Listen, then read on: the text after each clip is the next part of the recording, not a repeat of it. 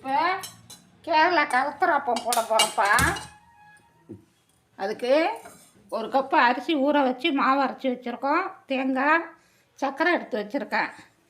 அப்புறம் வந்து நட்ஸ் எடுத்து வச்சுருக்கேன். ஏலக்காய், கொஞ்சோண்டு பேக்கிங் சோடா, சால்ட்டு கொஞ்சோண்டு. இப்போ நம்ம செய்கிற முறையை பார்ப்போம். நெய்யும் எண்ணெயும் 2 ஸ்பூன் வச்சுருக்கேன்ப்பா. இதில் சின்ன வெங்காயம்லாம் போடுவாங்க. நாங்கள் சின்ன வெங்காயம் போட மாட்டோம், சும்மா தான் செய்வோம். ஜீரகம், சின்ன வெங்காயம்லாம் போடுவாங்க. எனக்கு இந்த நர்ஸெல்லாம் இருக்கு, அதனால் நான் அதெல்லாம் போட மாட்டேன், அது பிடிக்காது. இப்போ நல்லா கவர்ந்துருச்சுப்பா. பாதி எடுத்து வச்சுக்குவோம், மேலே பூ வச்சுட்டு. இப்போ அடுத்தது நம்ம சக்கரை பாகு நிறுத்த போகிறோம். நட்டெல்லாம் போட்டாச்சு, இதுவும் போட்டாச்சு. இப்போ 3/4 கப்பு தண்ணி,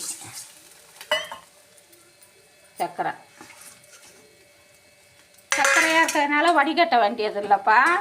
வெல்லமாக இருந்தால் தான் வடிகட்டலாம். சர்க்கரை சுத்தமான சர்க்கரை, காப்பிக்கு போட்டு குடிக்கிற சர்க்கரை. பாவு நிறுத்துட்டு காட்டுறேன். இப்போ பாவு ஆயிடுச்சுப்பா. கேஸ் ஆஃப் பண்ணிட்டோம்.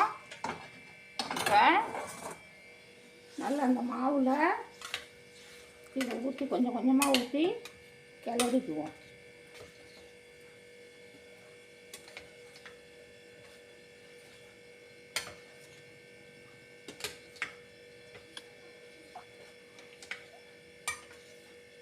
அவ்வளோதான்ப்பா, ஊற்றி வச்சு இந்த அளவுக்கு தண்ணியாக இருக்கணும்ப்பா. ரொம்ப கட்டியாலாம் இருக்கக்கூடாது, வேகாது. இப்படி தான் ஊற்றி இதை வந்து இப்போ குக்கரில் ஊற்றுறோம்ப்பா. குக்கரில் ஏற்கனவே நெய் தடவி வச்சுருக்கோம். 2 ஸ்பூனு நெய், 2 ஸ்பூனு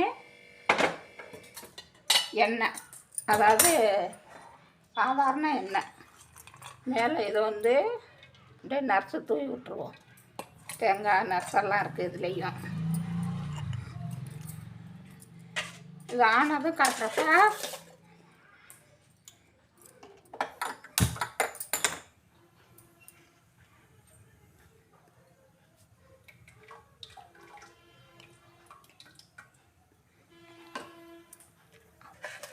குக்கர் விசில் எடுத்துட்டப்பா.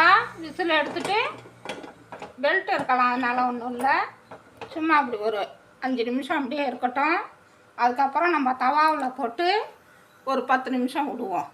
அதுக்கப்புறம் காட்டுறேன்.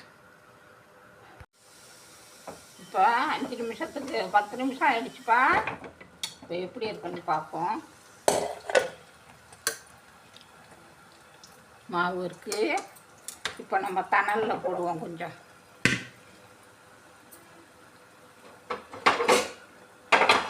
தவாவை போட்டு ஒரு 10 நிமிஷம் போடுவோம்.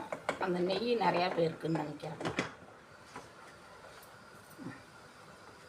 ஒரு 10 நிமிஷம் கழித்து காட்டுறப்பா. இப்போ கேக்கு ரெடி ஆகிடுச்சுப்பா. 10 நிமிஷம், நான் 15 நிமிஷம் கூட ஆகிடுச்சுப்பா. அப்போ தான் வெந்தது. இருங்க, நான் எடுத்து காட்டுறேன். நல்லா பொசன்னு இருக்குப்பா கேக்கு. பாருங்க, அப்படியே நல்லா பொசன்னு இருக்கு பாருங்க கேக்கு. அருமையாக இருக்குப்பா. நீங்களும் இதே மாதிரி செஞ்சு சாப்பிடுங்க. இந்த வீடியோ பிடிச்சிருந்தால் லைக் பண்ணுங்கள், ஷேர் பண்ணுங்கள், சப்ஸ்கிரைப் பண்ணுங்கப்பா. தேங்க்யூ.